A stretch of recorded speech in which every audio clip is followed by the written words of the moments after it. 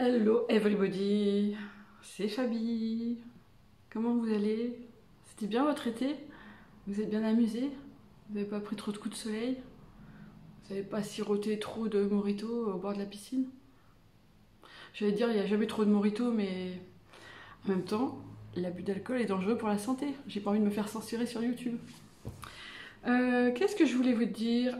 Aujourd'hui, j'ai envie de vous parler des médiumnités en salle. Parce que c'est un peu comme ça que j'ai découvert les médiums sur internet. Parce qu'au départ, moi quand j'ai découvert ma médiumnité, bah, dans mon réseau il n'y avait aucun médium, enfin, en tout cas pas à ma connaissance, ça s'est révélé plus tard, mais donc j'avais besoin de sources d'inspiration ou de direction, vous voyez, d'horizon. Donc moi j'ai tapé, je sais plus ce que j'avais tapé sur YouTube, mais médium. Et j'étais tombée sur le fameux Christophe Jacob, dont je vous rabats les oreilles, mais qui faisait des médiumnités en salle, donc je les ai toutes regardées. Je me demande s'il les a laissées sur YouTube, mais je les ai toutes regardées, et je trouvais ça, je trouve toujours ça fascinant. Surtout qu'à l'époque, vraiment, je tâtonnais avec ma médiumnité, hein. Maintenant c'est beaucoup plus fluide. Mais à cette époque, je me disais, mais comment il fait? Comment il fait pour que ce soit aussi pertinent, aussi fluide, aussi précis? Maintenant, je sais, et voilà, je connais le fonctionnement. Mais à l'époque, ça me paraissait tellement mystérieux et fascinant. Et donc, j'ai eu la chance d'assister à des médiumnités en salle, à plusieurs. Et alors, à vivre en vrai, et pas juste des extraits sur YouTube, c'est encore plus incroyable. Il y a une espèce d'énergie, je dirais, dans la salle. Ouais, une espèce d'atmosphère différente. On sent que c'est chargé, mais on sent que ce soit lourd non plus, vous voyez. Enfin, ça doit dépendre des médiums, je pense. Mais celle auquel j'ai assisté, moi, c'était... j'allais dire le mot ferveur, mais c'est pas vraiment ferveur, hein. Mais un truc de l'espoir, hein, ouais, de vibration d'espoir.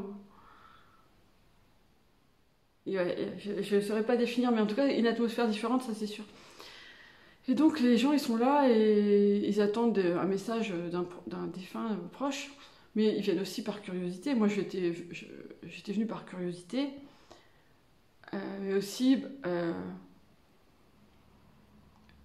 c'est vrai que plus ou moins secrètement j'ai espéré un message d'un proche. C'était pas ça que ma motivation première. Ma motivation première c'était un peu un travail de journaliste finalement. Enfin, une attitude de journaliste, c'était d'observer euh, les grandes lignes et les détails. Donc moi j'aime bien. Bon alors il y a l'acteur principal qui est le médium qui fait la médiumnité en salle, et puis après il y a le public et la manière dont ils réagissent les uns les autres à ce qui est dit, l'atmosphère, euh, les messages qui sont diffusés. Ouais, j'adore tout ça, j'adore.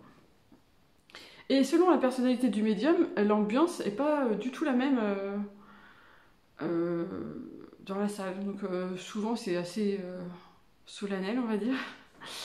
Il y a des médiums que je citerai pas parce que sinon on va me dire que je parle tout le temps des mêmes qui font rire à l'assemblée, et ça je trouve ça génial.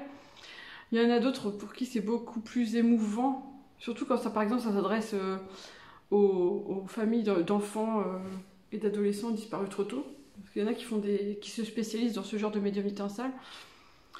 Euh, il y en a où tu sens l'amour presque palpable, c'est beau, c'est émouvant. Et je me dis que si un jour je fais moi-même des médiumnités en salle, parce qu'il paraît que un jour j'en ferai, on verra. Je suis pas sûre que ça corresponde à ma personnalité, hein. Faire des conférences déjà, ça correspond pas à ma personnalité, mais je l'ai fait et c'est vrai que j'ai apprécié. Mais médiumnité en salle, je sais pas. Ça fait plusieurs années que ça me tourne autour et qu'on me dit que un jour j'en ferai. Je sais pas. Mais en tout cas, si j'en fais, moi, c'est sûr, il y aura de l'humour, il y aura de la pétillance, de l'amour, pas trop de solennité parce que, voilà, hein, sinon on se croira à la messe. Et puis voilà, ouais, si j'en fais, comme d'habitude, j'essaierai de faire quelque chose qui se démarque un peu de ce que font les autres. Non pas par peur de la concurrence, mais parce que j'aime pas, j'aime pas ressembler à tout le monde. J'aime bien innover, j'aime bien proposer des choses qui n'ont jamais été proposées par les autres. Donc je sais pas ce qui se passerait dans mes médiumnités en salle, mais ce serait chouette, je pense. Si je vous donne envie de venir me voir en médiumnité en salle, désolé parce que c'est pas du tout à l'ordre du jour. Mais je vous ferai une mise à jour hein, si ça me prend ou si je me sens poussée dans le dos par l'univers, comme il sait si bien le faire. Et ceci dit, le combo conférence sur un sujet puis médiumnité en salle, c'est pas mal. Hein. J'aime bien ce concept. Mais le moment n'est pas venu. Voilà. Le moment n'est pas venu et peut-être que d'abord je dois me consacrer à l'écriture. Sans laisser de côté la médiumnité, parce que ça, mes guides et l'univers me font bien comprendre que la médiumnité, c'est pas une option, c'est pas facultatif, ça fait vraiment partie de mon chemin de vie. et voilà, je sais pas pourquoi je dis Donc voilà, ils m'ont pas dit par contre que la médiumnité en salle, ça faisait partie de mon chemin de vie, donc on verra ce que ça donne tôt ou tard. Plutôt tard que tôt, je dirais. La médiumnité... attendez, je vais vous faire une liste de médiumnité qui serait marrante. Médiumnité en boîte de nuit. À la place du DJ.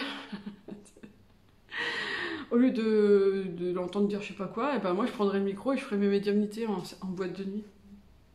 Surtout que c'est un endroit où je fous jamais les pieds, donc ce serait... Ouais. La médiumnité... en spectacle géant à la Jean-Michel Jarre, avec des lasers partout, on serait devant le Mont-Saint-Michel, et dans le micro je dirais Monsieur Machin Bidule, là-bas dans la foule de 100 000 personnes, j'ai un message de Tonton René pour vous. C'est pas mal, ça, non? C'est pas mal. Bon, ce serait pas très intime comme ambiance, mais ce serait pas mal. Qu'est-ce qu'on pourrait faire d'autre comme médiumnité collective?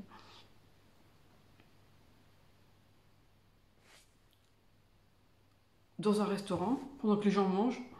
Au lieu que ce soit un chanteur que personne n'écoute, ben là ce serait un médium, une médium que personne n'écoute non plus. Si, il m'écouterait parce que je donnerais des détails vachement précis et tout. Ouais, mais après, non, c'est risqué dans un resto. Parce qu'après, les gens, ils peuvent s'étouffer de surprise ou alors ils mangent plus et le restaurateur, il sera pas content. Peut-être pas dans un resto, mais dans un bar. Un bar, mais pas le soir quand tout le monde est bourré. Hein, dans un café. Un lounge café, ouais. C'est bien ça, non, comme idée, qu'est-ce que vous en pensez? Ou sinon, on se met dans un champ, voilà, par chez moi, là, au bord de la Loire, ou sur la plage, on se réunit en cercle, et puis vous avez tous des écouteurs, et puis moi j'ai un micro-cravate, là, et puis je fais la médiumnité comme ça. Ah, ça serait chouette, ça aussi. Ou alors on loue un grand gîte ou un château, et on met un barnum avec plein de bonne bouffe, et de la bonne musique et enfin, la base pour quelque chose de convivial, des canapés partout et tout.